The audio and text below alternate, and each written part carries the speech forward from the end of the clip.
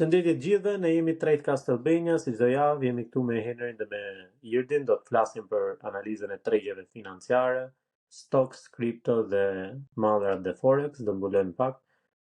Po ashtu kemi pas një javë me shumë lajme dhe evente, kështu që ne do ta nisim podcastin si çdo javë me këto ngjarjet kryesore, çfarë ka ndodhur, si ka ndikuar në tregjet, edhe do të shikojmë kemi një java që do të vi do të jetë me vërtet vendimtare, pasi kemi edhe fjalimin e Jerome Powell, dhe gjithë presin ndoshta se çfarë do të thotë, ndoshta një ulje të normave të interesit, dhe do t'i diskutojmë së bashku. Përshëndetje çuna. Përshëndetje Kleo. Po, ishte një javë me shumë ngjarje të ndryshme për punësimin, kryesisht për punësimin, por dhe GDP-ja që patin të mërkurën një shitje tregu në pre-market. Kemi pasur dhe raportimet e të ardhura të disa nga Magnificent Seven, që është Microsofti, Apple, Amazon dhe Meta. Irdi, do fillosh ti herë me ngjarjet kryesore nga ana jote, çfarë? Po, për mua më e rëndësishme ishte ajo të mërkurës të GDP-s amerikane, që pati një katërsi me 0.3%.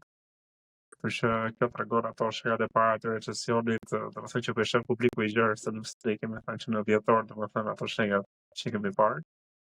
Mos me përqemi fare si data, edhe kjo të projekte si doli për unemployment, përmërsi se doli më të mira se që priteshin, këto gjithmo përsoj ndryshime, sepse lexova një artikull dhe më thënë që kompanit thjesht plotësojnë ato vendet në fillim të muaj që po duam kaq punonjës, por nuk është se punësohen aq punonjës. Për shembull duam 10 inxhinier, ata punësojnë 1, domethënë.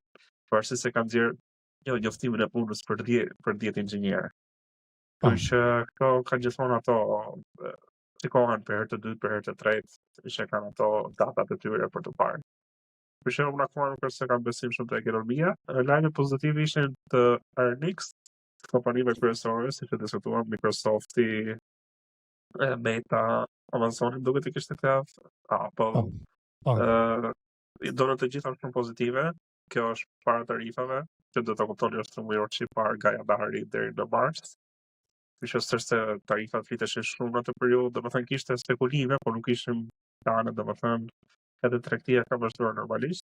Tashi për mendimin tim është tremujori 2 që duhet para earnings, sepse nëse butë reta kollet, asnjë kompani nuk dha future forecast, domethënë nuk kishin asnjë forecast, domethënë sepse gjithmonë tregu lëviz në bazë të parashikimit që bëjnë kompanitë për veten e tyre. Edhe po ta vinin të raportet e viteve të kaluara, raportet po dilin shumë mirë, por nëse kishin parashikimin e dobët, binte stoku. Kurse këtë vit smormat parashikime dhe u rritën, kështu që do të vëni kujdes në këtë pjesë. Kjo është një gjë që unë përmend edhe te Telegrami, që se po thoshin që ka dalë shumë mirë ekonomia një nga antarët aty, dhe unë jam bullish derisa duhet kështu të themi raportimet. Edhe unë i thash që duhet të shikojmë forward ose forecasted earnings si po dalin. Po vazhdo Iri. Dhe pakëm shumë këto, domethënë, kjo ka pasur një, domethënë nga mërkura deri të premte kishim goxha rritje të tregut me 2-3% pothuajse të S&P-s. Por akoma jemi poshtë nivelit të 200 të mesatarës 200 ditore të S&P 500, të 5800, të 5710 më duket arrinim ato si pikë rezistence, pak a shumë si efekt psikologjik që ka tregu. Sepse kam bler aty, për ta shpjeguar, domethënë kam bler aty ata që mendonin që s'do bjerë por 200-s, edhe kur të shkoj te 200-s do duket vetë të pasur, pavarësisht se janë 0 lekë të fituar nga tredi i tyre. Por tjerë s'duan të kenë humbje, kështu që mund të kemi një shitje të tregut në atë pikë. Një gjë tjetër që nuk shikohet shumë, ose nuk është parë shumë me do këtë javë me ngjarjet e tjera dhe me data që ka dalë nga Amerika, ka qenë kërkesat e papunësimit, që mbahet si një gjë që nuk është shumë e rëndësishme, por unë personalisht shikoj si një shenjë e para që mund të japi për një recesion edhe ishin në rritje. Duke dolit ma e sa mos gaboj, do t'i kontrolloj këtu, 244.000 kërkesa papunësimi dhe priteshet të ishin diku te 230.000. Unë kam thënë disa herë Val, çfarë do jeri? Jo, kështu domethënë kemi thënë domethënë nga Dodge, nga domethënë lexova një lajm që punonësit e DHL-s sa u futën tarifat me Kinën, humbën punën diku te 1.000-2.000 punonjës Po. direkt domethënë sepse nuk ka kërkesë për produkte kineze, sepse ai i bën në punë domethënë, kështu që është bërë problematike. Dhe shohim do të ndërmarrë që shumë mësojnë të vërteta. Po, zona që unë kam përmendur shpesh në podcastin ton ka qenë 250-260.000. Mbi 250.000 fillon që du të keni frikë. Në tempo që del vazhdimisht çdo javë mbi 250 dhe pastaj fillon një rritje graduale, du të kemi shumë kujdes që tani jemi në një gjendje që do vi recesioni, një shenjë në temi parapritëse e një recesioni që do vi aktualisht, jo spekulimet e tjera që kemi bërë ne dhe analizat e tjera që kemi bërë këto muaj. Kjo është një gjë që duhet ta shikojmë me shumë kujdes, edhe unë kam gjithmonë në vëzhgim, edhe pse nuk mbahet si një në lajmet ose data më të rëndësishme. Sa për GDP-n, unë të mërkur shita gjithë portfolion tim me lajmin e GDP-s, ndoshta pak si shpejt edhe herët, zakonisht jam më le themi i kujdesh me shitjet, i marr më gradualisht, hap pas hapi, kush tregon dobësi më shumë, edhe kështu me radhë. Shumica e aksioneve që unë shita vazhdon dhe pak më lart, tani për të parë këtë javë po që kemi atë rezistencën më lart dhe të ulemi. Por mu më friksoi realisht ajo lajmi i GDP-s, sepse parashikimi ishte të dilte plus 0.3%, doli minus 0.3%. Edhe për një periudhë që nuk ka patur akoma impaktet e tarifave, se është 3 mujor i kaluar. Dhe do të thotë që 3 mujor i parë i administratës Trump, që nga janari deri te marsi, ka qenë një periudhë ngadalësimi të ekonomisë amerikane, edhe pa tarifa. Tani me tarifa që do vinë dhe impakti tarifa që do ndjehet, se i gjë tjetër që po thuhet është që do ulen tarifat, ose tarifat do shkojnë nga 145% që janë për Kinën, te 20 ose 30 ose 50 s'ka rëndësi shifra që do vendoset, do ulen. Por nuk po merret parasysh fakti që po prap do jetë një tarif që s'ka qenë më parë. Po prap do ketë një impakt te ekonomia amerikane, sepse janë tarifa shtesë që janë shtuar dhe do rrisin në temë inflacionin dhe do kenë impakt te ekonomia në përgjithësi. Kështu që edhe po që do dalë një lajm pozitiv që do ulen tarifat, po prap do ndihet impakti i një farë tarife që do ketë, sado të pakti që të jetë. Se unë nuk isha në dieni, por Apple, arsye pse kanë dalë të ardhurat e mira dhe vazhdojnë të jenë optimist për Apple, sepse ka krijuar një exemption, një farë si ta përkthej shqip fjalën. Ka përjashtuar gjërat elektronike, domethënë iPhone-ët, kompjuterat, teknologji pra kështu. Po, kështu që ka përjashtuar telefonat dhe këtë që thotë teknologjinë, edhe ka marrë tarifat te 20%. Gjithsesi, dhe me atë tarif te 20% ka një impakt diku te 5% te të ardhurat e Apple thoshe nga UBS-i, banka UBS. Te ishte te 145% dhe kishte impakt diku te 29% te të ardhurat e Apple. Kemi atë 5% që me sa duket Trumpi do të bëjë diçka, se e shpjegova edhe te Telegrami këtë. Do të bëj rritjen e tarifave, uljen e taksave të biznesit dhe të balancojë situatën, që bizneset mos kenë le themi ndonjë impakt masiv, ta paguajnë atë taks, mos ta paguajnë kooperatat dhe bizneset në Amerikë, ta paguajnë shtetet e huaja që le themi ose bizneset që importojnë. Është për të parë lëvizja. Një gjë tjetër që do të thotë që po pritet shumë kjo uljen e normat e interesit këtë javë që do vi, ti ke ndonjë mendim për këtë? Edhe Kleo? Po, të pritet të ulja e normat e interesit, po për mendimin tim, me siguri nuk do kemi ulje të normat e interesit, pasi do shikoj datat Ka nxjerrë vetë tash, kështu që është tamam përprodho vetë sakt. Kështu që do thotë ekonomia është akoma e ndryshme, kishim një dalsim të GDP-s, kështu që s'mund të ulim normat e interesit, po punësimi vazhdon të jetë i qëndrueshëm dhe i fortë në Amerikë. Kështu që besoj se do i mbajnë normat e interesit, para shumë kjo është strategjia e Powell, sepse siç e kemi thënë, inflacioni është frika më e madhe e bankës qendrore dhe amerikanëve përgjithsisht. Edhe duke tarifa që janë në vetvete reklamatore, domethënë, kështu që është vështirë që të kemi një ulje të normat të interesit. Pavarësisht se ka pasur presion të shtuar nga administrata e Trumpit për ulje normat të interesit, po. Dhe me thënë ka gjëra të ndara, pushtete të ndara. Jetojmë në një shoqëri tjetër, kështu që është e vështirë. Sepse Powell nuk është Powell si person, është thjesht si tip lideri, por nuk është se i merr ai vendimet. Është një kolegj që i merr vendimet për uljen e normave të interesit, votohet. Nuk është se i merr një person i vetëm, kështu që është e vështirë të ndryshosh shpinën e 15-20 vetave që janë në komisione për tarifat. Eksakt, sepse dhe kjo pjesë nuk kuptohet që Powell është guvernatori ose chairmani i një bordi, një grup ose komision, se si mund përkthehet shqip, dhe janë të gjithë votojnë, edhe votojnë për parashikimet e atyre se kur do mendojnë ato që do ulen normat më mbrapa, ose ku i kanë ato dëshirë që të ulen normat. Edhe me këto informacione ne mund të bëjmë parashikime për tregjet. Por Jerome Powell ka vetëm një votë. Nuk është që është i vetmi aty dhe merr vendimet. Edhe kur thuhet që do hiqet Jerome Powell nga Banka Qendrore Amerikane, nuk është, le të themi, zgjidhja ajo. Gjithsesi ato të tjerë do rrinë aty. Pjesë e bordit, do jenë prapë të punësuar aty. Do të heqësh të gjithë, edhe ti zëvendësosh me persona që janë pro uljen e normave të interesit, ti të ulen normat e interesit. Ose do lesh ngjarjet, eventet që të ndodhin, informacionet ekonomike që të japin informacionet e duhura, që ato të marrin atë vendim të ulësh të normat e interesit. Por të premten, pak a shumë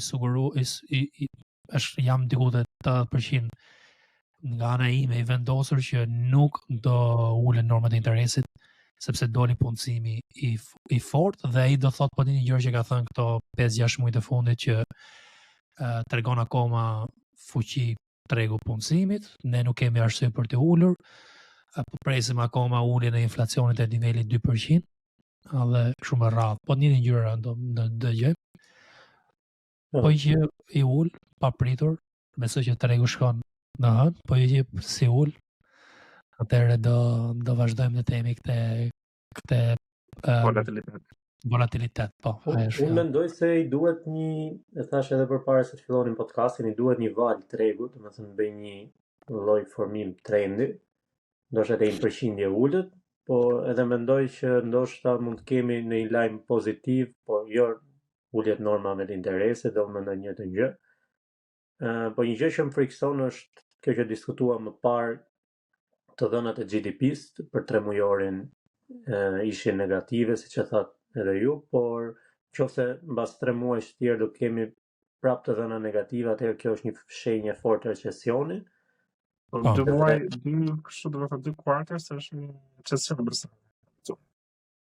Po, është recesion, shkon drejt një recesioni, por ndoshta mund të kemi një rritje tani dhe të tregut dhe një ulje mbas nga vera ose diçka e tillë.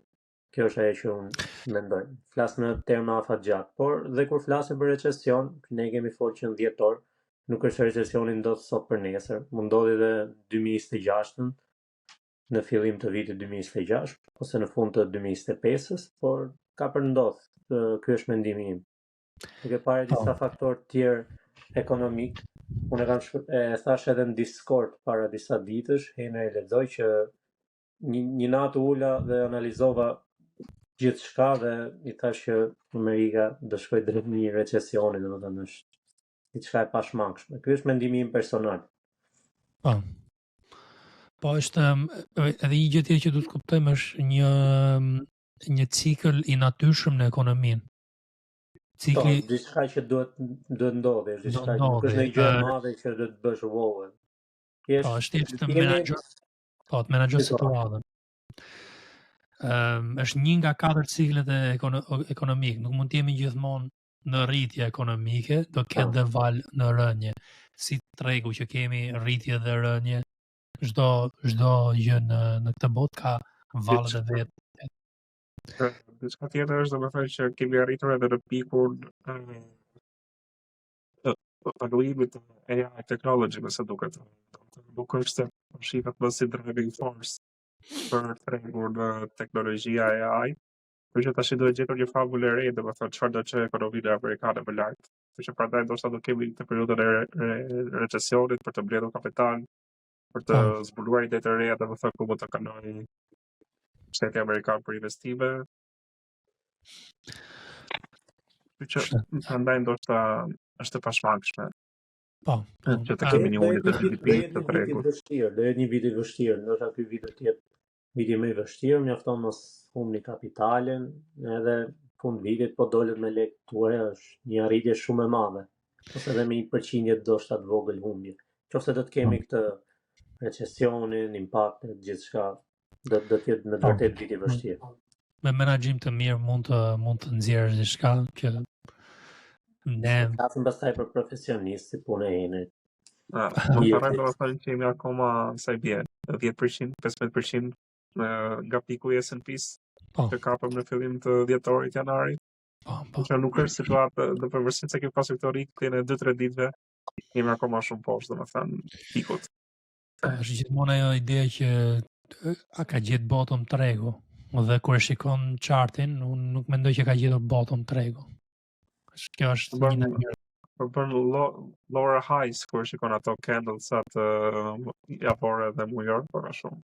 Po, dhe është pak problem, do të shikojmë që kur do vija e valja e shitjes, mund të jetë 200 SMA që ne kemi diskutuar disa herë.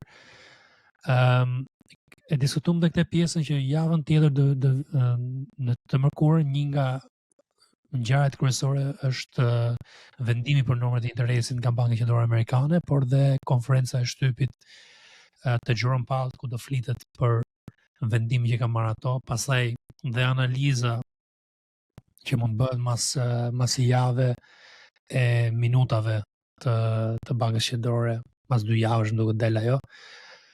Për datën 13 kemi dhe inflacionin, kështu që do shikojmë dhe inflacionin, por këto informacionet ekonomike dalin ditë mas dite, javë mas jave, do të shikojmë me kujdes edhe të fillojmë që të bëjmë parashikimet tona. Unë personalisht mund të them që mund të shkoj deri te 5800 S&P 500, pastaj mund të bëjë një rezistencë maksimumi te ajo zona. Ka për të bërë edhe një ulje vetëm për një arsye që ka 8 ditë në rritje, rresht. Tani kjo historikisht tregon që do ngadalsohet pak, do konsolidohet çmimi ose do kemi një ulje të balancohet ajo rritja me një mirë reverse me i kthim çmimi. Në një lajm tjetër, po shikoj këtu patëm te feed kjo. Ke pasur këto jobless claims që janë rritur, që e përmenda unë. Jam bërë unë thash po. Unë thash 244.000 janë 241.000. Por si një rritje patëm Metën, Microsoftin që e përmendëm, Apple që kishte rritje të premten, po, Quantum që harrova ta përmendja, që ne të Discordi jonë kemi tregtuar, Rigjeti, që UBT-n, dhe disa të tjera kemi ndarë aty, po nuk janë tregtuar nga gjithë anëtarët. Po Quantum pati një rritje shumë të madhe, dikute mesatarisht industria, 15% mëra ditës të premten. 15% kishte mëra ditës. Ishte shumë mirë si lëvizje. Po kjo ka do të shtojmë edhe një gjë këtu që çfarë dhe erdhi? Do të kisha bërë options të ajoni. Harrova të njoftoj aty, harrova të kisha bërë kontratë option. Sigurisht ka shkuar 1.000-2.000%, sepse është edhe premte fundjavë. E zakonisht është në çmim më të ulët zakonisht. edhe ka arritje 1-2% të options. Kam qenë pak si ngarkuar me këto grupe të ndryshme që janë krijuar tani. Tash kemi hapur shumë grupe, shqiptar, gjerët, europian. Po, dhe avash edhe kështu që s'kam pasur mundësi të njoftoja, po kur ishim në fillim atëherë përpara tani gati 9 muaj, 10 muaj që hapëm grupin. Atëherë kisha mundësi që të komunikoj pak më shpesh. SMCI-ja i ran earnings dhe forecasted earnings i dha më të ulta dhe prandaj pati një rënje të mërkurën, që ishte rëndësishme që hyn pak te sektori hyn te sektori i semiconductors. Semiconductors. SMCI-ja. Kleo, ndonjë lajm tjetër kripto ndoshta non-farm payrolls, edhe kjo ishte ditë me premte mos gaboj. Po. E përmendëm, nuk e përmendëm non-farm payrolls, edhe ka dalë numri më i lartë se parashikimet, tregues i fortë ekonomik për ekonominë e SBA-s, por që tregon shëndetësinë, flas shëndetësinë në thonjza, domethënë ekonominë fortë të Shtetet Bashkuara, po ndoshta edhe këto janë thjesht, mendoj unë, manipulime që qeveritarët amerikanë përpiqen t'i mbajnë nën kontroll përpara se të shkojmë drejt asaj uljes që presim në muajt e ardhshëm. Kemi pasur disa kompani si Airbus, Volkswagen që kanë thënë që tarifat do kenë një peshë të rëndë te bizneset e tyre. Edhe pse kanë marrë ato forecasted earnings, parashikimet e të ardhura në muajt në vazhdim të njëjtin nivele që kanë sa pas do të thotë javë po tregon shumë dobësi. Për një rast tarifat as shitjes po Italisë si duhet. Po Volkswagen apo? Po Volkswagen. Volkswagen, unë nuk e kam parë si stok, por edhe kjo ka dalur shumë. Po në përgjithësi mirë, ndonjë lajm në kripto, Kleo, kemi? Lajm në kripto ka Bullrani. Me shashikoj unë, domethënë tek unë i lexoj lajmet, kam një 2 faqe që i lexoj lajmet kryesore, po lajmet më të shumta për kripto janë. Shtyria e Bullranit që këta e kanë kaluar nga viti 2025 e çuan në 2026 tani, domethënë Bullrani. Po ndjekin kalendarin e GTA-s. Nga që u shty kjo çfarë është GTA-ja që do dilte për 6, GTA 6. Edhe këta menduan të shtyjnë edhe Bullranin sepse do të ketë një rritje të jashtëzakonshme me daljen e 2026. GTA-s. Unë po thoja aty privat, po thoja që po isha ato thojnë parashikimin 2026 do ndodhe 2025 ndoshta.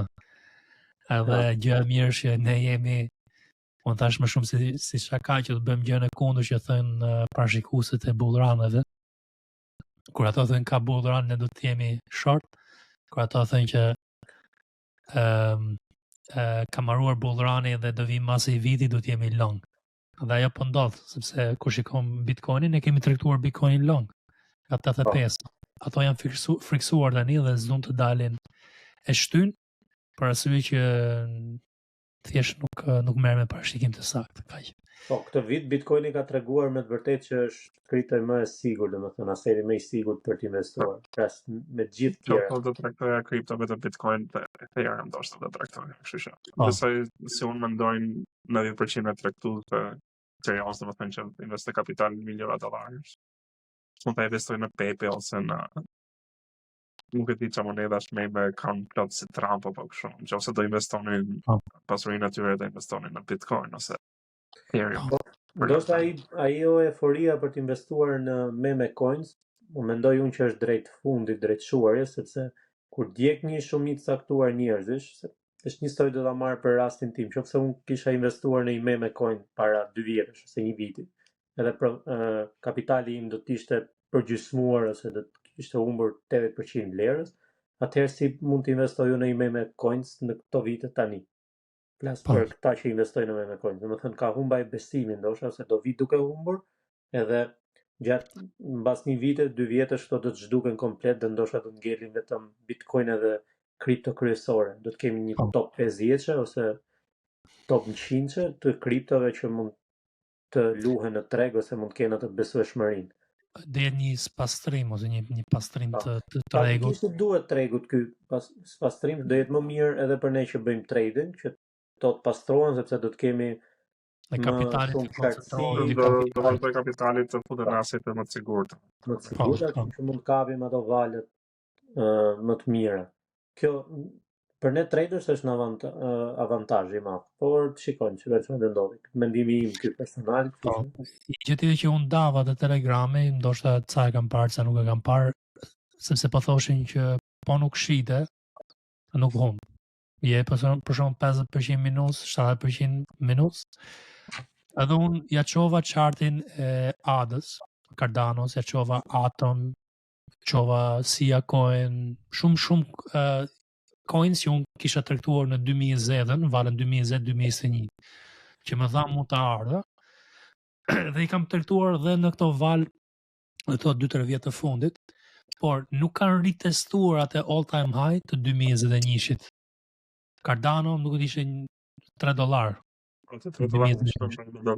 Tani është diku te 80 cent. Nuk i kanë ritestuar edhe në valën e 2023-shit, 2024 nuk kanë ikur mbi $1 për shembull Cardano. Nuk kam rimar $3.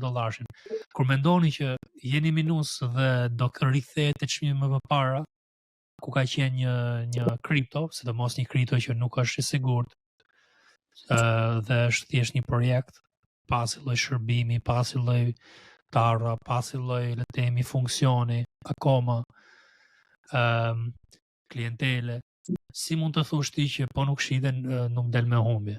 Dërrish, dhe ke humbur gjithë kapitalin e ke dhënë tregut. Thjesht morrin pa. Është shumë për të parë, sepse në 2008 kishin banka 100 vjeçare në Amerikë, që ka një kapital, ka një kështu, dhe në fund u zhduket nga faqja e vet. Nuk është buy and hold çdo gjë, domethënë. Eksakt. Kjo është një nuk ka institucione të sigurta, që bankat që kanë një kapital, kanë ekspertët financiar më të mirë të botës dhe nuk janë të paprekshëm gjatë gjendjeve ekonomike. Ti mund të ketë një monedë kripto që nuk është se ka ndonjë vlerë ka, domethënë në teknologjinë e saj, por nuk është se po avancon ose po rritet si vlerë. Kështu nuk e di. Po, që s'kan asnjë vlerë, sepse Bitcoin më ta shohësh vlerën e Bitcoinit, por të bebe coins që kjo është shpjegimi më i dur që mund t'i bësh kësaj shëmbull që unë po them që në 2008-ën kanë rënë kanë falimentuar bizneset që kanë qenë qindra vjeçare, falimentojnë bizneset që kanë qenë qindra vjeçare, të sigurt, bankat të mëdha, Lehman Brothers të tjerë. Si mund të keni ju besim të një monedë që është thjesht një projekt edhe disa kodus që rrin me një dhomë dhe në kompjuter kodojnë gjithë ditë. Kjo është shkurt muhabeti, pastaj për meme coin dihet vetë në emër meme coin, rrezik i madh, nuk është investim, është thjesht spekulim. Por do të thotë që mos mendoni që po nuk e shitet do rikthehet po te zona që kanë qenë më parë, ndoshta nuk rikthehen te zona që kanë qenë në 2024 apo 2020. Ka një dokumentar diçka që po blinin dipin e Lehman Brothers Bank kur ishte ajo kriza 2008 se do rritën banka në bligeni mos keni frikë. Dhe në fund u zhduket fare si biznes, dhe ata që investuan në dip humbën këtë gjë. Eksakt. Ata që kishin në top. Eksakt. Kjo është pak a shumë situata që janë investitorët në kripto. Fatkeqësi sepse është para e derdhur kot ja ke dhënë personave që janë në themi kanë manipuluar tregun ndoshta ose ndoshta janë edhe më taft, por është fatkeqësi që keni humbur kapitalin këtë vit, ku keni pasur një mundësi ose një kanal YouTube që ju ka thënë 3 muaj rresht që keni bear market. Dhe një tjetër për shtu këtu? Qua? Keni jo? Pa le me kaq?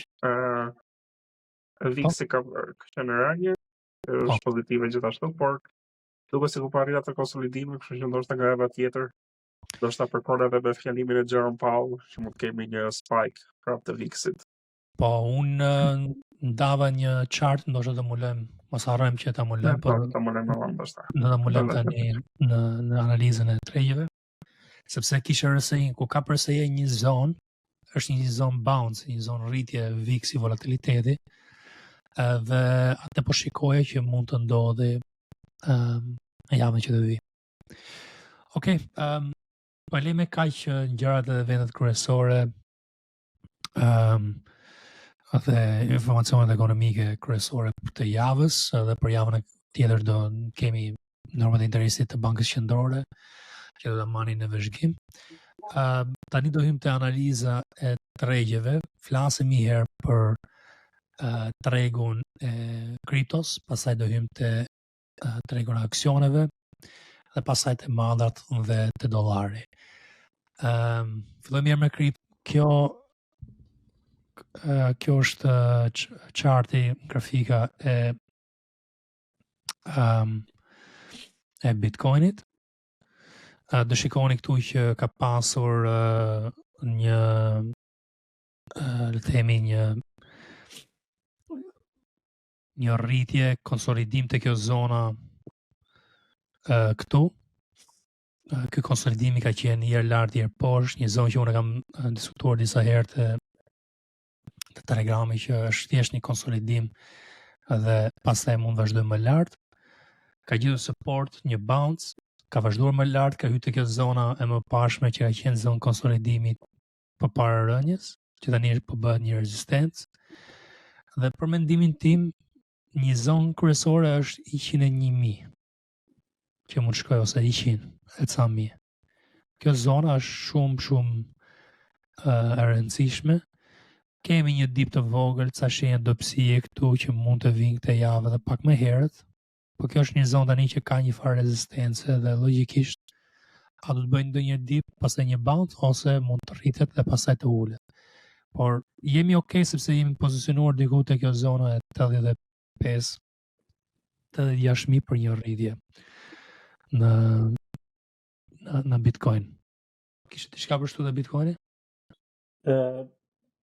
Bitcoinin, nëse do të shikojmë një ritestim tek zonat 94, 92, do të ishte diçka e mirë, domethënë, po nëse tregu bie këtë javë, mund ta kemi edhe këtë testimin tek këto zona, por nuk duhet të friksoni sepse janë valë të tregut që duhet të ndodhin. Paktën për ne që bëjnë swing trading. Pastaj do të shikojmë, nëse ikëm çmime më poshtë, shikojmë që në momentin që shikojmë shenja dobësie, menaxhojmë situatën, edhe mund dalim dhe mund të rihyjmë prapë. Ky është mendimi im. Po. Duhet testoj në këtë zona, të paktën duhet testoj tek 92, 92.500, ndoshta i duhet një testim aty përpara se të vazhdoj të valem për lart. Sepse edhe këtë javë do të kishte bërë këtë javë, po nuk ndodhi, pati rritje. Unë po mendoj që aktualisht unë po mendoj që mund të testoj zonën 84.5, 84.5, 94.5 edhe 95 ndoshta, dhe aty do shikojmë a ka shenjë dobësie reale te Bitcoini. Por nuk është që për momentin është e zona rezistencës historike. Kemi pasur një lëvizje prej 15%, tani nga bottom kemi pasur lëvizje diku te 20% se të shkoj prapë te charti Bitcoinit. Keni pasur një rritje nga bottom që është diku te 30%. Tani një valë 30% që është... Nëse do e kishin tregtuar nga bottom, i bie të kishin blerë një shtëpi tash me 2 Bitcoin. Po, eksakt. Kështu që 30% profit duhet një farë konsolidimi që ka bërë këtu, vala parë, konsolidim, vala dytë, konsolidim, po tenton valën e tretë, është për të parë këtë fundjavë se si do na dali, por mund shkoj deri te 35%, pastaj të bëj një dip te kjo zona e 96-95 dhe të shikojmë se si do kapi këtu. Por ka ecur shumë mirë. Tani kuptoj që unë nuk ka botëm se jam swing trader, mundon të kap të zonën. Këtu kam hyrën të 84, 85, dhe me idenë që të kapja temi 13% është okay për mu. Për momentin mund të kap 10 në këtë valë që është valë fillestare, mund të qymë për një potencial për rritje. Se kur shikon chartin, kemi hangur 50% të pozicionit. Jemi që shikoj. Jemi të tiku të 60 Fibonacci 0.618 jemi aty. Ka marrë 60% të rënjës që ka pasur nga janari. Që është diçka pozitive, dhe të shikosh të kundërtën ose diçka shumë të vogël, edhe ndryshe të Ethereum dhe të altcoins të tjera, që nuk kanë rikuperuar atë humbje që kanë pasur. Kjo është arsye pse po, çfarë thoj? Po jo, thosha që edhe të grupi joni Telegram po diskuton shumë që Bitcoini po rritet, po këta të tjera s'po lëvizin fare, çfarë po ndodh? Të pyesin. Të bëjmë si tan. Po, është aspektet e Ethereum, të bëjmë. Po. Është ajo që Bitcoini e kemi diskutuar disa herë këtu, kjo është një arsye kryesore pse unë e traktoj Bitcoinin si bazë, edhe e kam numër 1 në portfolio gjithmonë. Ka seriozitetin, ka mbështetjen nga institucionet, ka le të themi investitorë afatgjatë që e bën të qëndrueshëm. Dhe është jo vetëm një asë që mund ta akumuloni, por edhe një asë që mund ta tregtoni dhe në formimin e çmimit të bëhet shumë i qartë formimi i çmimit, të ndihmon shumë në vendimarrje, shumë gjëra, shumë faktore që nuk i kete altcoins. Por është një rikuperim dhe kjo do ishte e natyrshëm një dip dhe pastaj një vazhdimsi që të ritestoshim zonat historike. Por është për tu parë, sepse do shëtym dhe të javori.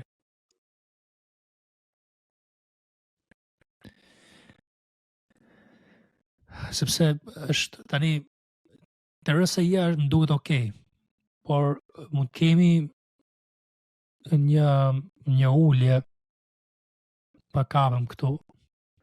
Do shikojmë RSI-n, po që riteston këtë zonën këtu. Kjo viza trendi të RSI-ja, këtë do shikoj unë si zonë, sepse mund shkoj ndoshta një double top të javori dhe të mujori, që RSI-ja vin këtu dhe pastaj bën dipin. Kjo do ishte identik me double topin e 2021-shit. Po, që bërë këto. Paka shumë një informim shikoje, ka bërë një val, dip, dy val, dip, pasaj ullje dhe pasaj bëj formimin e dytë. Do shë bën pak më të lartë fusi dhe ca tregtarë të tjerë në top. Kjo është ajo që unë po parashikoj tani që mund kemi një val të mirë ndoshta. Shpresojmë se ne jemi të pozicionuar long, por jemi pozicionuar që 85.000 që jemi diku të kjo zona këtu. Dhe jemi shumë mirë për një rritje të javori. Dhe vetëm RSI-ja ka qenë pak ndryshe, por prap të thojë që RSI-ja ka treguar dobësi një herë, 2 herë, 3 herë dhe pastaj rënje të madhe. Një herë, 2 herë, kjo ka qenë dobësi, një bearish divergence këtu edhe pse ka bërë higher high. Kjo këtu tregon bearish divergence, sepse ka bërë higher high në çmim, lower high në RSI dhe mund të jetë kjo finalja tani dhe shkojmë më poshtë. Kjo është frika që kemi të faktori më afatgjatë. Se mund të shkojmë edhe mujorin edhe të tjerë, por bëhet pak analizë si e gjatë. Mujori duket okay, se përfshin gjithë muajin. Kjo është situata e Bitcoinit, është ndryshe nga kriptot e tjera, është më stabil, më pëlqen këtë herë që po ecën veç, vazhdon dhe dominanca, mirë është ndoshta të molem dhe dominancën, me që po i hym detaje. Të mulojmë dominancën që unë kam dartë të Telegrami, jo të YouTube-i, dhe në formimin e kësajt, në formimin e bull flag, që ka qenë këtu, unë kam thënë që mund të shkoj deri te deri te 64 edhe aty ka shu. Tani kur shikojmë javorin, do shikosh që historikisht dominanca e Bitcoinit të jetë 64 është e ulët. Dominanca e Bitcoinit në 2017 ka qenë diku te 98%. Pastaj ra dhe ka qenë një zonë natyrshme te 75 për mendimin tim. Kjo rënje dominancës ishte qarkullimi i kapitalit nga Bitcoini te altcoins që u tregtuan në 2017. Doli kapitali nga altcoins hynte aseti më i sigurt edhe pastaj patëm uljen e dominancës në 2022-shin.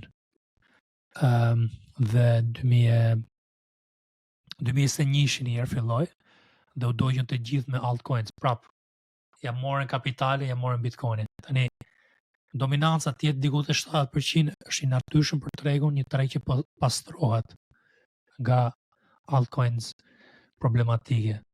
Dhe ishte shumë e mirë kjo gjë, pastaj të shuheshin altcoins që nuk ja vlen, që të jenë në treg. Si çdo biznes, kur falimenton një biznes, është sepse ai biznes nuk është konkurrues, nuk është më pjesë, nuk do të jetë më pjesë e ekonomisë.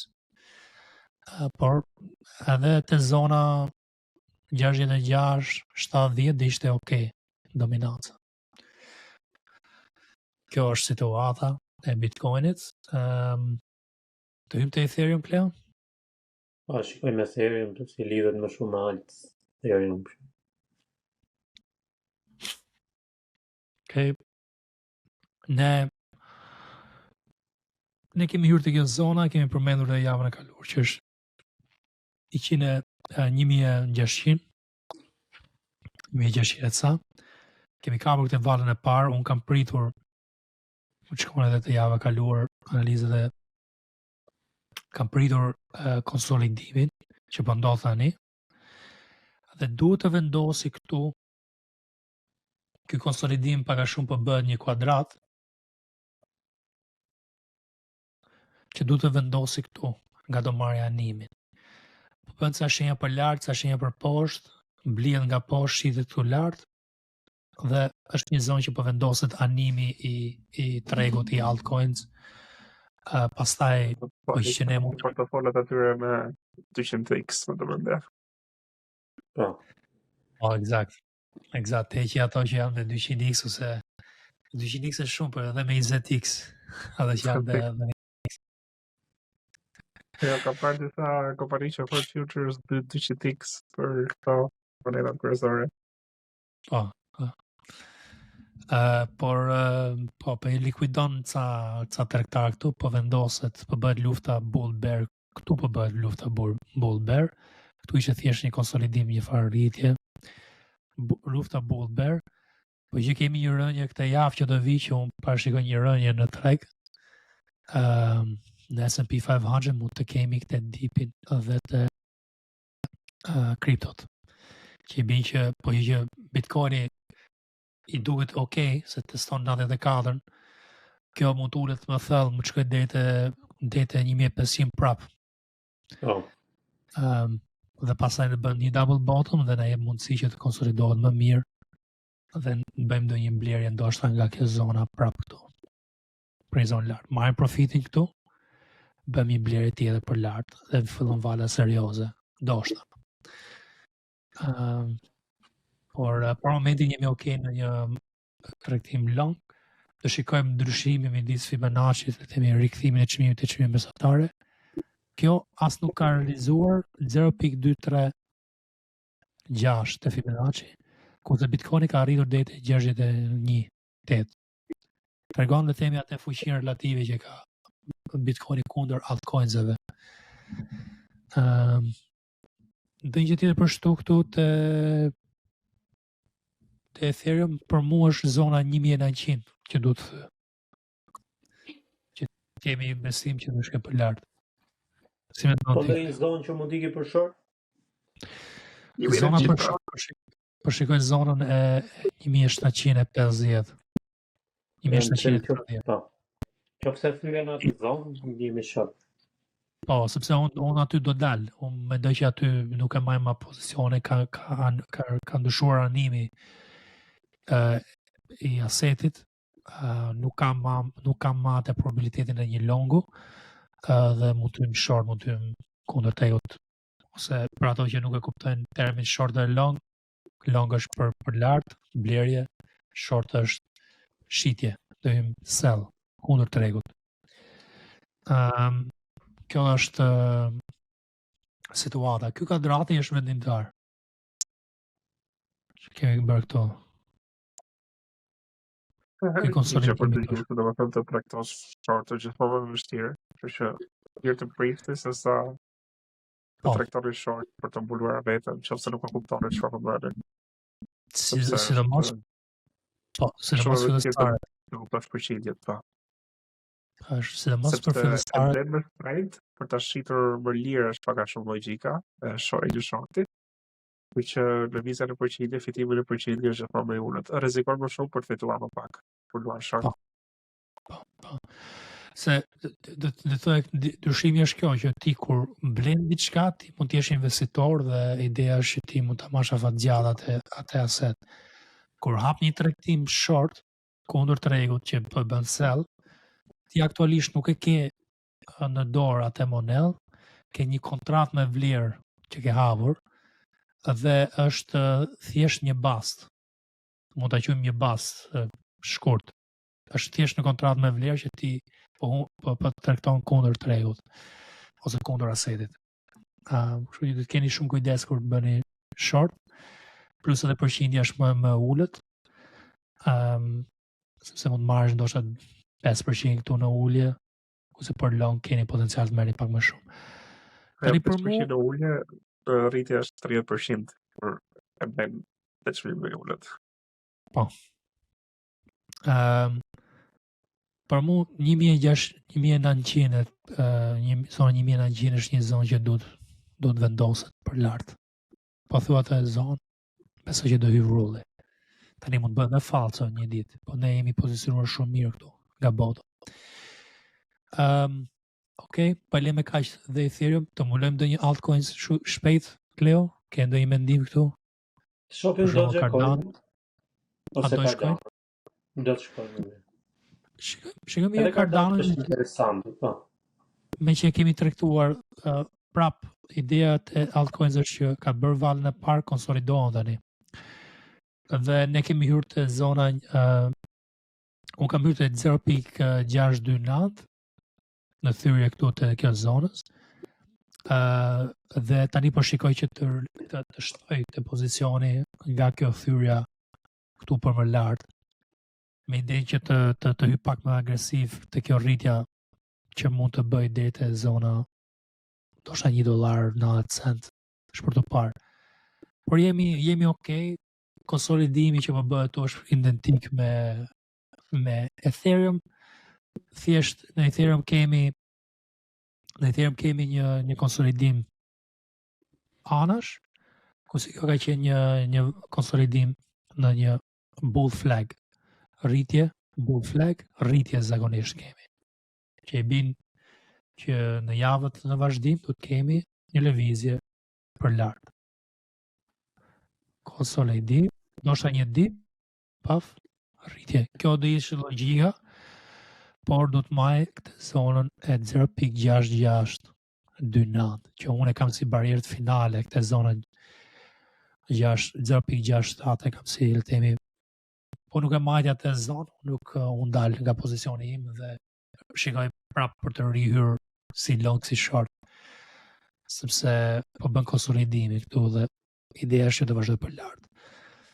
Dogecoin, me që e kam darë dhe të Telegrami këte. Te Dogecoini, unë kam bërë dhe një vistu, por ideja është që ka krijuar një le të themi trekënç, si ADA, sa ndonjëherë i bi shkurt dhe bëj një vizë. S'më duhet që ti vizatoj gjërat. Aq në Si vizatoj fare. Po, nuk ke nevojë si shikoj me sy, po unë po i bëj më shumë për dëgjuesit. Po. Dhe kjo po bën po një informim, shikon? Varet se si e vizaton dhe ti, varet se si shikon ti tre, unë shikoj në këtë mënyrë. Ca thonë që vizatime nuk t'japin asnjë avantazhi. konsolidim, rritje, konsolidim, ndoshta një dip si Cardano, pastaj rritje. Është për të parë. Unë aktualisht du të thyj këtë zonën me besim. Atë do ta thyj me vrull të madh dhe pastaj mund të pozicionohem pak më agresiv. Se më kam hapur një pozicion fillestar këtu. Te kjo zona, me shumë pak rrezik, me idenë që të shtoj te pozicioni në thyrje me vrull kur hyn momentin. Kjo edhe te kjo pak a shumë kjo është formimi që po ndodh. Më ka pëlqyer kjo ulja e madhe që ka ndodhur. Kjo tregon edhe një gjë, atë që ne përmendëm pak më parë që besimi te meme coins janë ulur shumë. Se kur shikon Doge-in të kërën kaq shumë, do bëjmë vizatimin nga këtu deri këtu. Edhe kjo nuk është e zonë që as nuk ka testuar 0.236 të Fibonacci, një rikthim të një zonë mesatare. Ka rënë, mund të ketë rënë 70%, të shikojmë, 75%. Për ju që keni blerë në all time high, që më besoj shumica nuk e kam blerë, po flasim 70 ca, 60% rënje.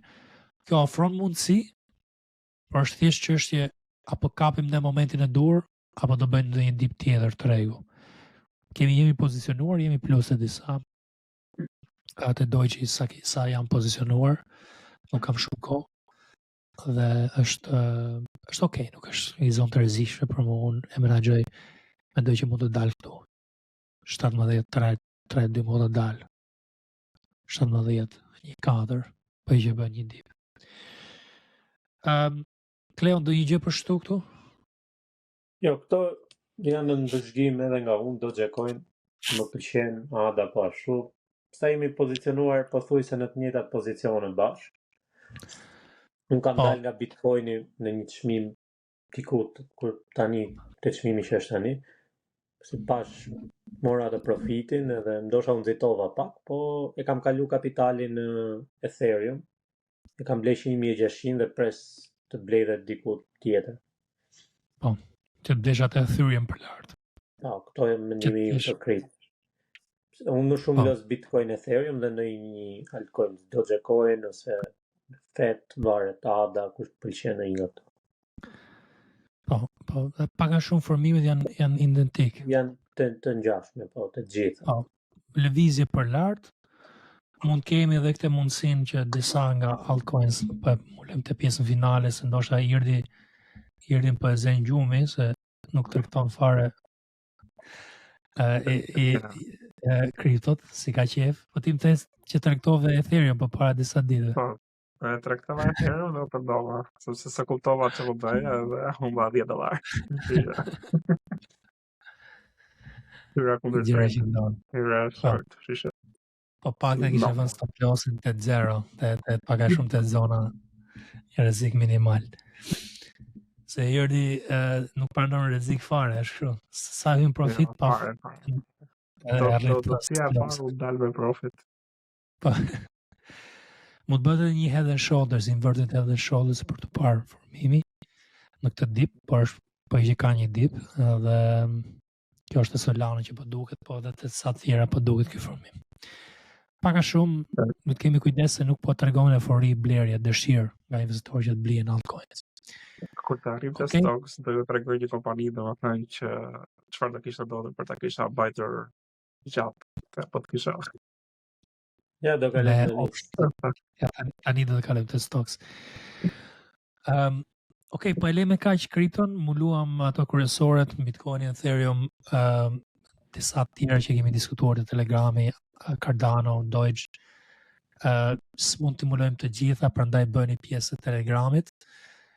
Nuk keni çfarë të humbni, është Telegram falas, unë jam aty, Kleo, Irdi, mundohemi që të informojmë, ndihmojmë gjatë javës, aq sa kemi mundësi, me informacione të ndryshme.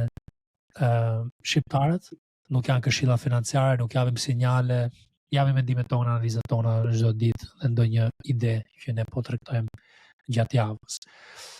Okej, tani do flasim për tregun e aksioneve, do flasim për indekset kryesore, do fillojmë mirë me S&P 500, Nasdaq, edhe pastaj do hyjmë ndoshta edhe te ca tregtime që kemi hapur këtë javë, menaxhimin e ca tregtimeve të mia, edhe Irti ka një surprizë për ju, një stok për të treguar se çfarë mund të realizoni me options trading.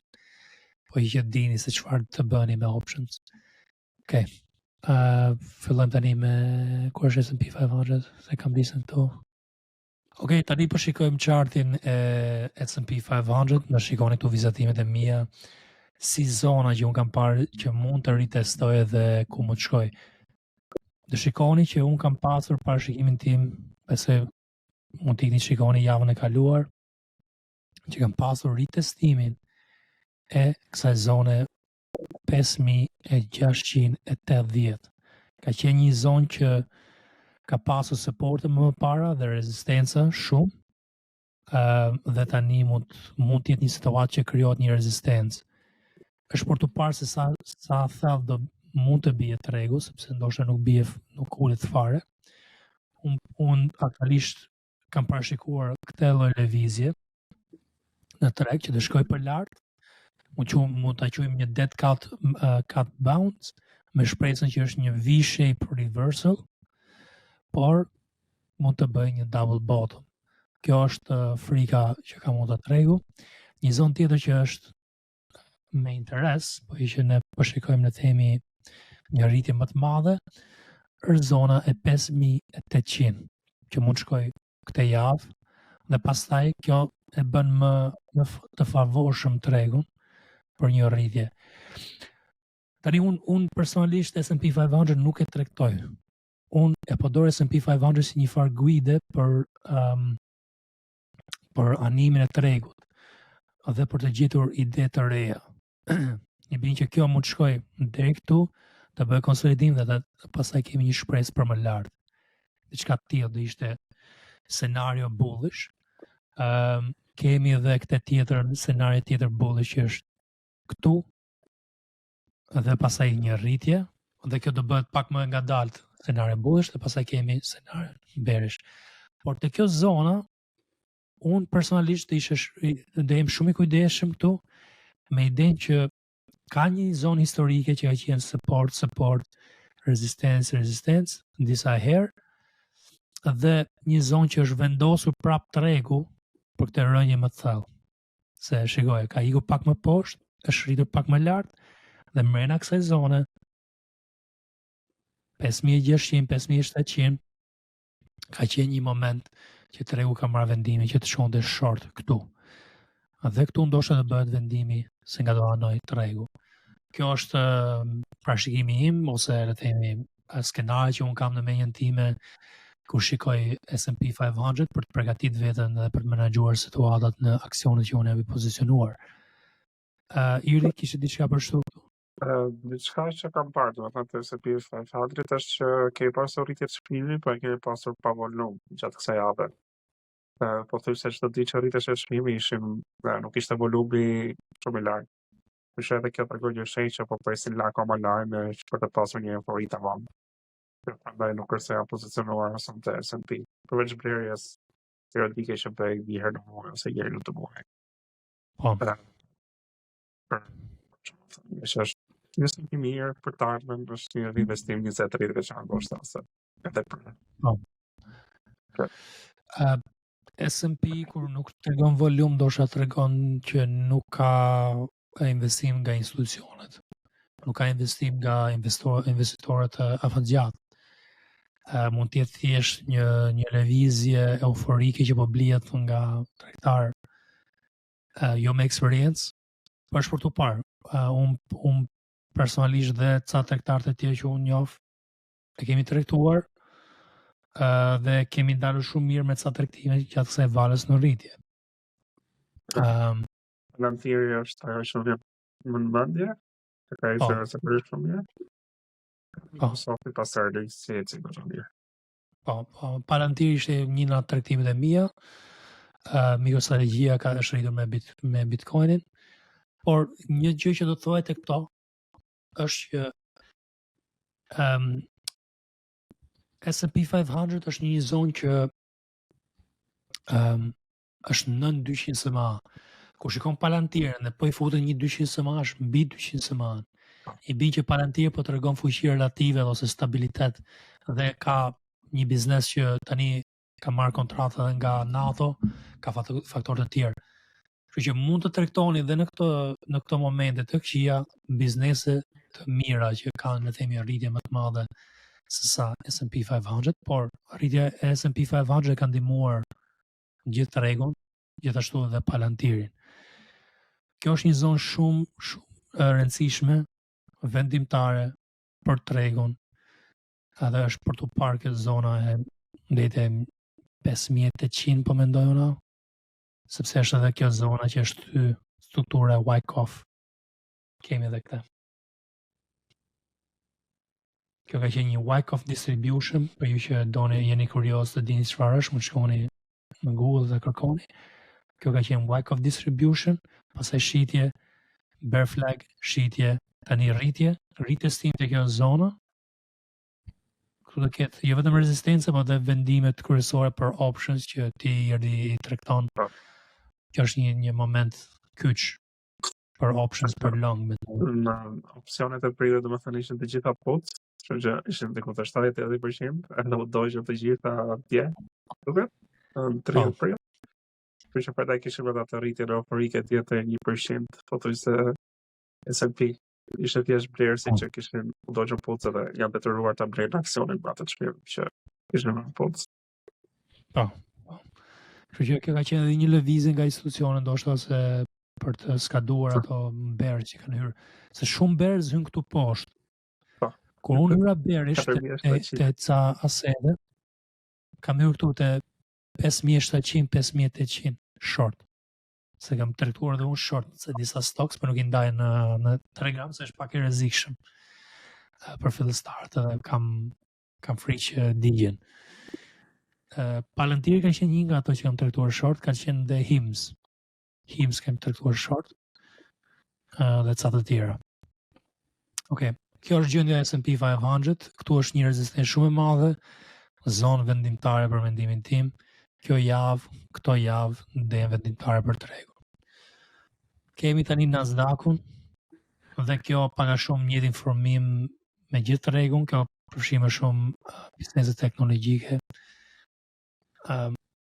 Kemi pasur double top e thyrjen e vizës trendit këtu, bear flag, ulje, bounce tani, rritësim të kjo zona. Unë do shikoja, le themi, ndoshta kjo zona këtu.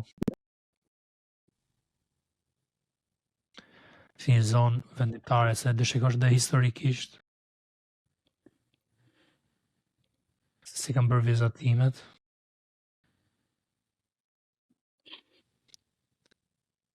Kjo zona ka pasur shumë ngarkesë, shihon. Tani bën edhe pak val për lart, por ka pasur shumë e themi support e rezistenca prafërsisht do ta shikojmë më mirë zonën më vonë. Ta vizotojmë për rezistencë këtu, thyhet, support, thyhet, rezistencë prap, shkon për poshtë, rezistencë poshtë, support, shkon për lart, këtu ka qenë zonë supportit, shkon për lart, pastaj thyn, vin poshtë, rezistencë, short, është pikë pyetja që unë bëj tani. Kemi rezistencë këtu, te 20 ca mi, a do shkojmë short, është pikë pyetje që unë kam. Okej. Kjo është edhe gjendja e Nasdaqut, Russell 2000 nuk është rikuperuar, është pak si më ngadalë sepse është më rrezikshëm. Unë do shikoja, e themi, edhe te kjo, ndoshta kjo zona, shikoje, disa herë, ku e kam unë vizën këtu, pak edhe më shumë, pak më lartë, pak më poshtë, një zonë historike, disa herë që ka kapur, shikoje, jo vetëm këtu, këtë vitin e kaluar, pa ka kapur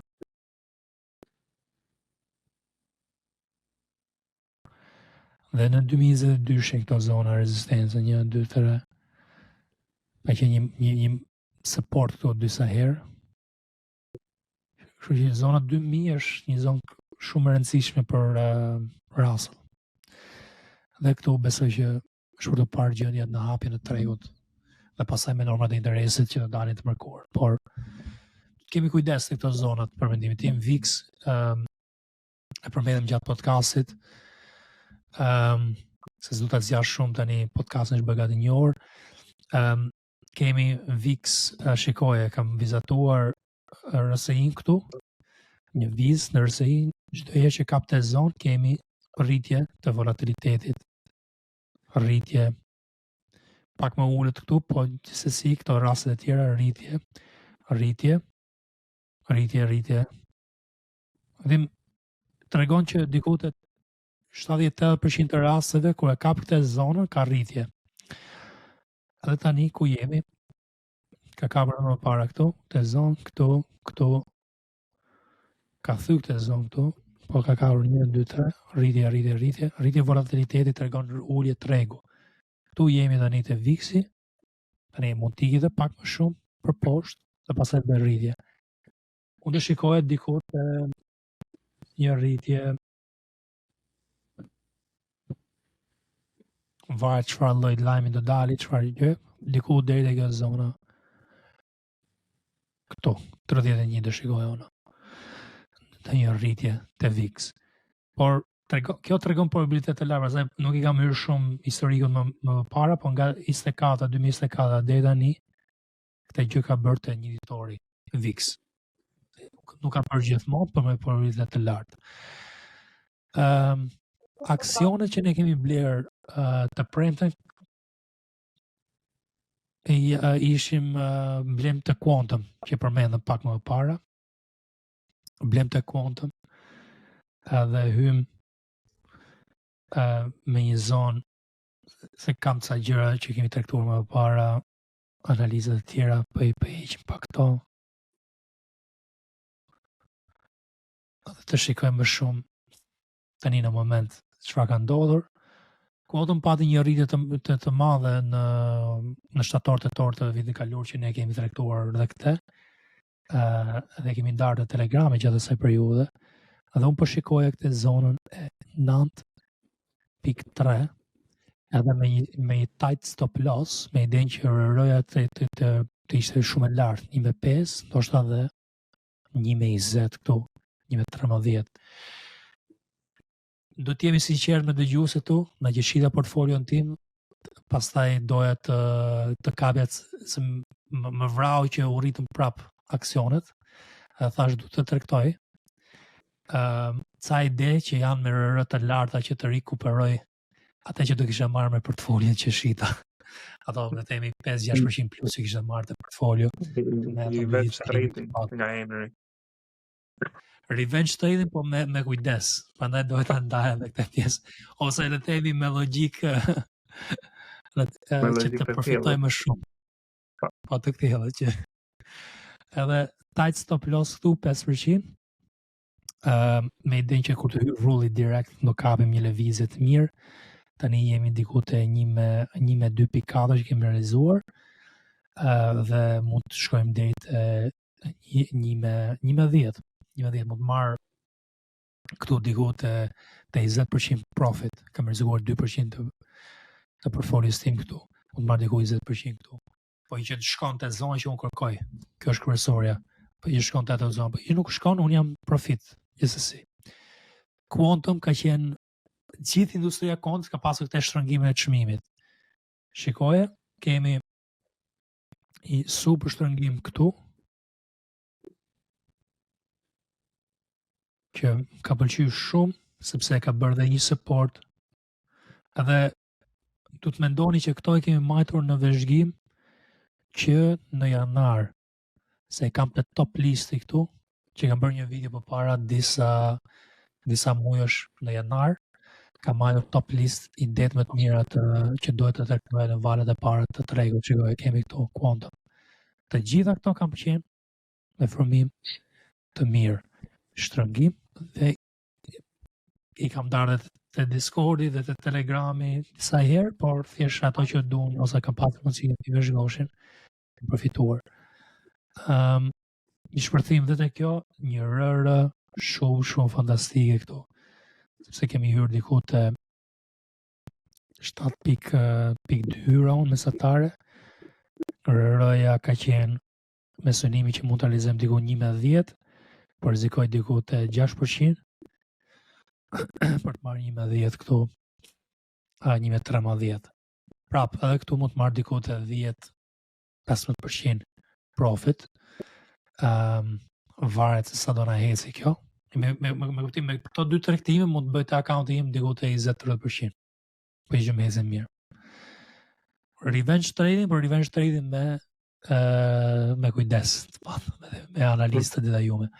Unë dhe atë fja të Palantieri revenge trading, po e ndalova vetën. Sepse dola të 105, edhe do atë fja prap, po iku shumë, po bët double top, që do shtë një për short. Po, është kompani që kam shumë besim, që kam frikë cyve dhe për short. Palantir, unë kisha si synim këtë zonë këtu 125, por të mërkurën e shita këtu të 117. Kjo më bëri pak të kisha i natë, sepse kuptohet që kur je në një trend dhe je në profit, të rritë me rritë më shpejta kapitali, dhe kjo mund të realizohet diku të 1.9 për mu, këtu 1.10.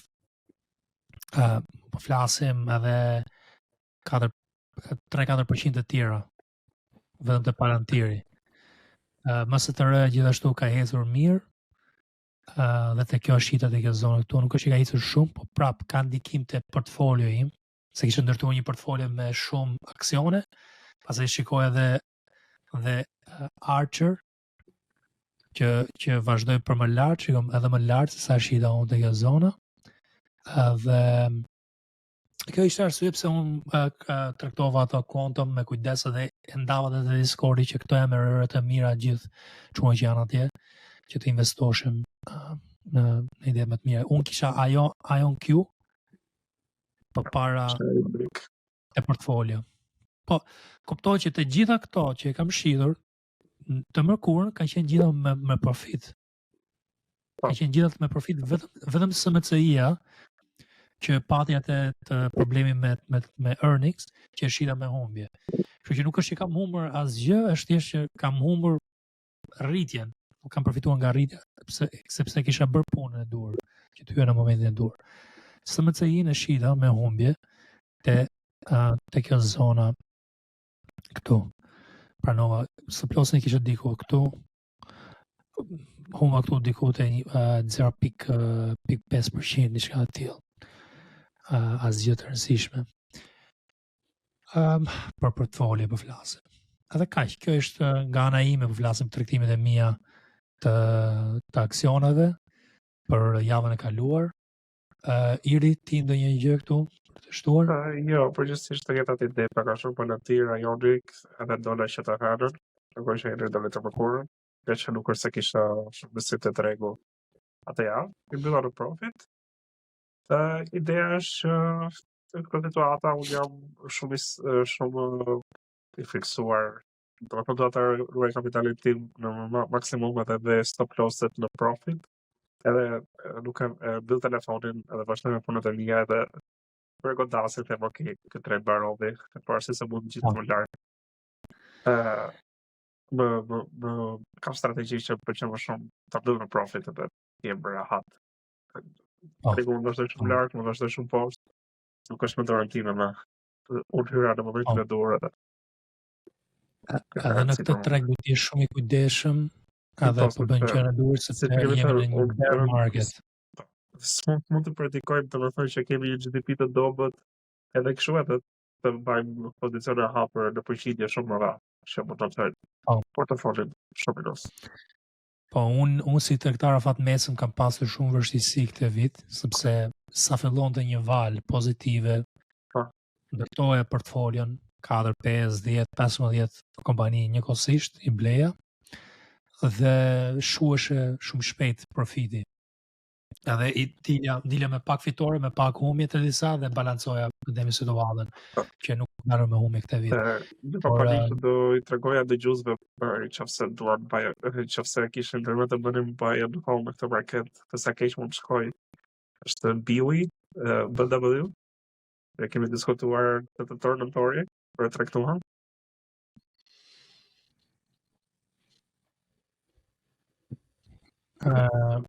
BW. Babcock kjo është për inxhinier apo për si VSP pak a shumë po. Po. Okej. Faleminderit për këtë. Ne tregtuam të vala e parë jeshile të $1.4 deri në $2, edhe sot është $0.4. Kështu që buy and hold do ishim shumë minus. Më tani që kemi kalkuar ta kam harruar fare. Dhe kjo është ideja, domethënë që është ka shumë kompani të tilla, domethënë që janë shumë të mira, që shohin një rritje potenciale jashtëzakonisht të madhe dhe kemi një ulje kaq të thellë. Po, ja shikojmë këtu që analistët e parashikojnë te $2.30. Po, parashikojnë duhet të $4. Po. Po sikur të marrin vetëm 50% ose le të themi rritjen mesat këtu të shkojmë deri te zona 50% të uljes, ku ka qenë më parë $1.30 nga 50 cent.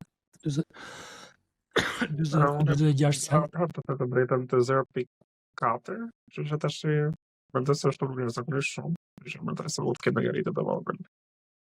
Po, deri te kjo zona është 178%. Po, super ide kjo. Është super ide. Do të bëj momentum. Po gjithsesi jam profit, do të thënë lëvish shumë me 10-15% të ditë, ulet me 5% ditë tjetër, është në fazë konsolidimi. S'ka marrë akoma dhe valën atë euforim blerje prap.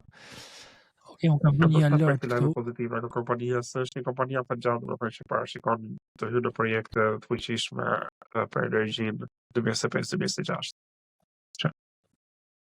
Është në vërtetë. Tregu i US Oil mendoj që është gjuhë një le të themi një rritje. Mua të shikoj të premte US Oil sepse kur shikojmë US Oil do ta mulojmë tani, por me që po flasim për Oxy. Oxy ka treguar resistance, megjithëse po e ulë çmimit të oil. Ka marrë ato $40. Po US Oil po bën një double bottom këtu. Dhe ndoshta këtë javë ose javën e vazhdim mund të fillojë që të ketë ndonjë rritje. Por do ta marrim në vazhdim, akoma nuk është gati për mendimin tim ose për strategjinë time nuk është gati. Unë gjithmonë kur flas me strategjinë time, nuk bëj analiza të përgjithshme. Po ka treguar goxha resistance, ose se oil ka pasur lëvizje 5-6%, Oxy po thotë se ka lëvizur fare ja për $40. Po. Shumë atë pa Babcock është shumë mirë, shumë mirë. Faleminderit për atë ide. Do ta vëmë në listë. Po vetë vjen në drejtë edhe. Patjetër. Po që kapim ato 200% do të çojmë me pushimin në Dubai. Është. $1 ta kapim në Dubai me pushim. Ça? Do të kapim $1.4, siç ishte tregtimi kur u futëm herën e kaluar. Imagjinoni domethënë tash mund të presë. Po tash domethënë herë fundit unë futa te $1.4, dola te $2. Po ta kisha mbajtur deri më sot, do isha minus 80% në shkatje. Po. Është një herë mos bini dashuri me stokë të tua. Po, mos bini dashuri asnjëherë. Pik. Jo vetëm me stokë. Gjivo ka qenë një nga lëvizjet që ne kemi përfituar shumë, 2 valë kryesore dhe Gjivo tani ka bën këtë konsolidimin. Unë do ta ul makinave elektrike sigurisht do prisja një avancim të Teslës ose ndonjë kompani tjetër që për teknologjinë e Teslës që të kenë rritje edhe dytësore. Po, Kemi edhe këto tjera si plag, besoj edhe kjo është për një industri më duhet, po. Dhe kjo një industri rënje të madhe, po ringjallje e kësaj industrie ndishe pozitive. Mio ka treguar forcë relative dhe $4 për përshtypje. Pash. Dhe ja ku shikoni një shembull këtu shumë qartë se pse nuk do të mani afat gjatë asgjë. Shikoj, 2021-shin plag ka qenë $75. Tani po flasim në 2025-ën 0.84 cent. Nga 2021-shi deri tani ndoshta ka humbur 99% të vlerës. 98.8% të vlerës. Po ju pretendoni që një aset do rritet, se mendon ti që do rritet, jo sepse ka arsye fundamentale ose teknikale që do rritet, jeni të gabuar, se kjo është vetëm një shembull që kemi. Edhe është një kompani që ka të ardhur edhe shërbime, produkte. Okej.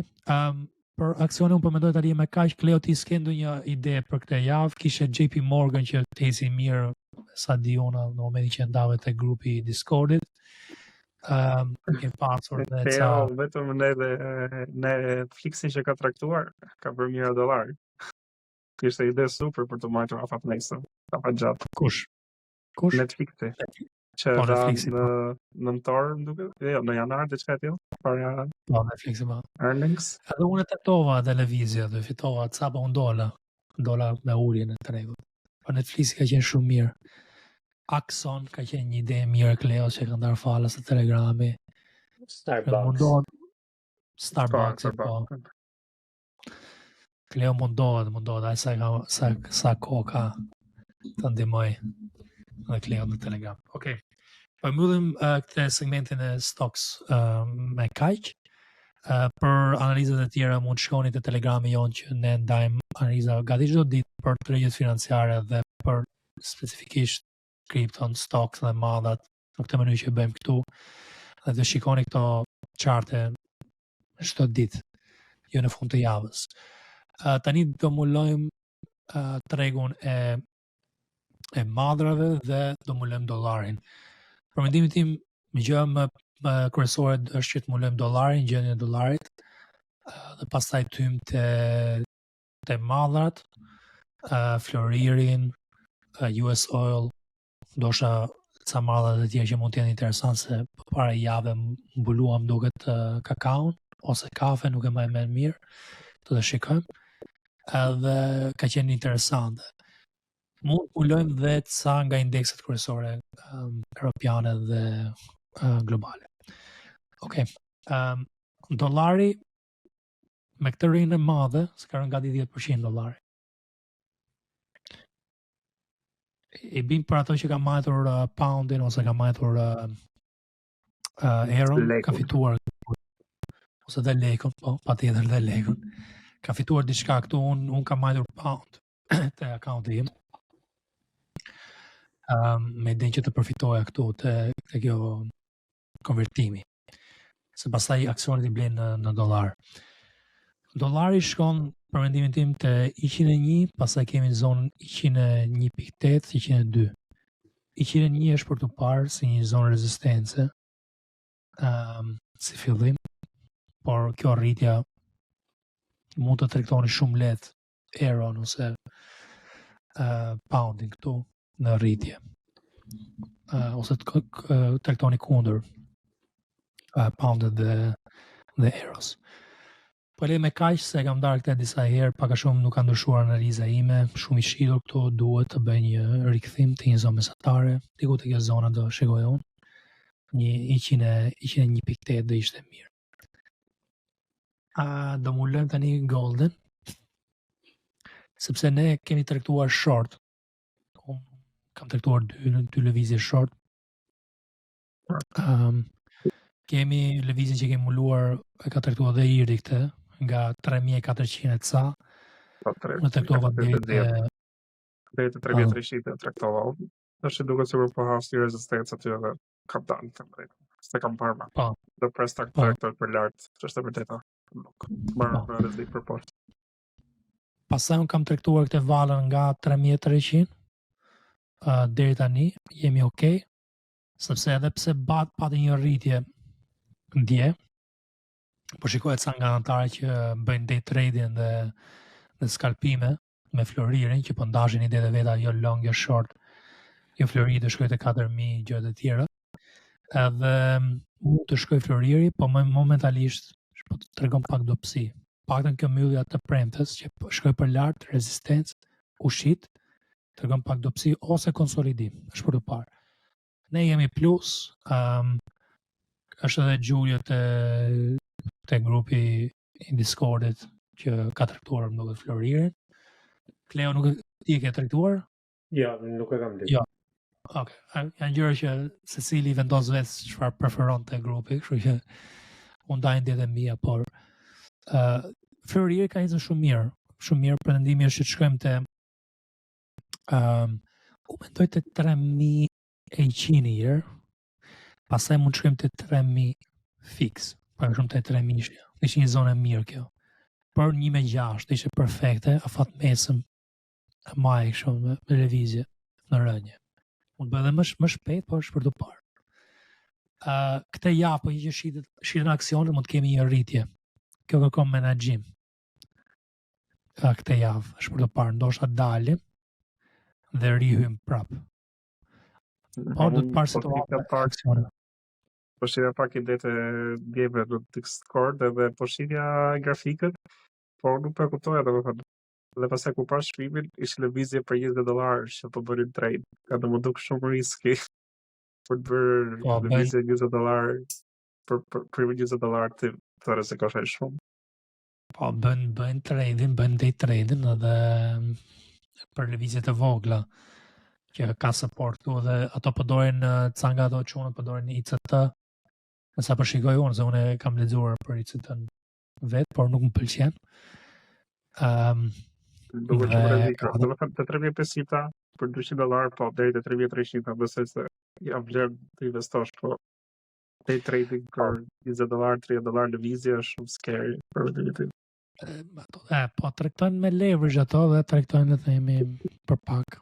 Edhe din vend. Ato thënë që janë profitable, kështu që e lejnë bëjmë punë e vetë. S'kemi që të bëjmë, po e shumë rrezik. Nuk e di.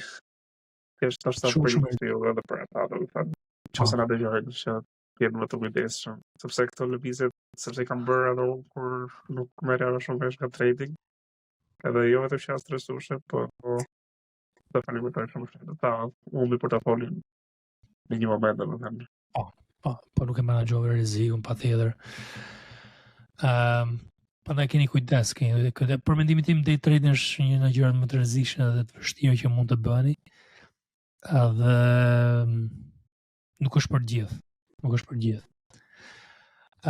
Okej, kemi dhe US Oil këtu që ka pasur një rënje, double bottom që e përmendëm pak më parë, 300 në dip.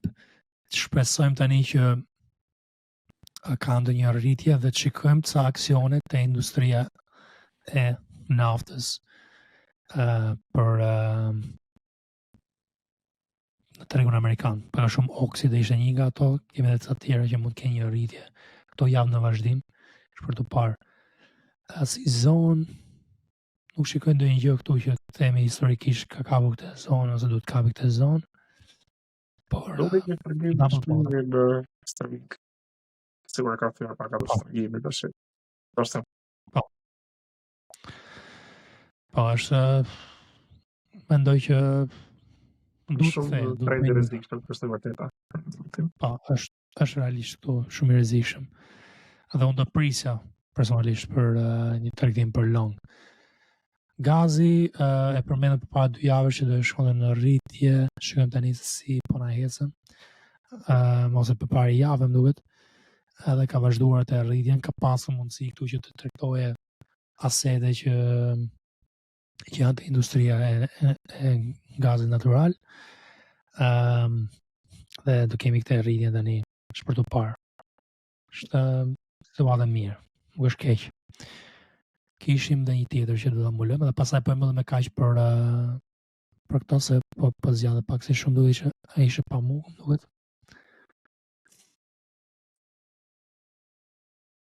Jo, ishte kafja.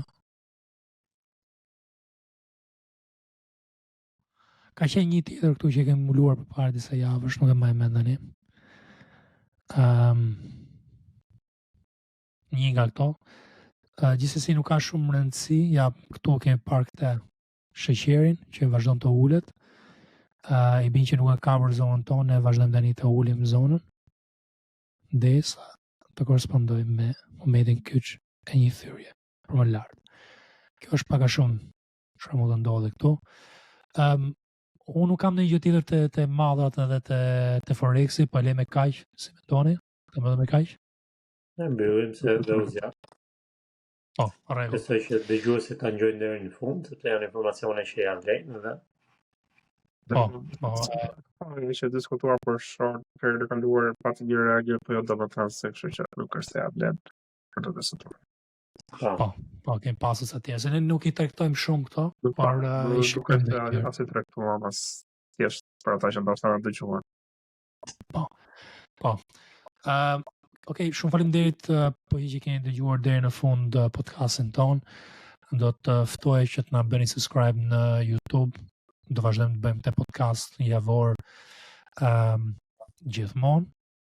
Edhe shumë shpejt do fillojmë që të bëjmë dhe content në formate të ndryshme, edukative dhe programacione dhe emisione të ndryshme që do të flasin për investimet, për tregun dhe për ekonominë ose analizat ekonomike.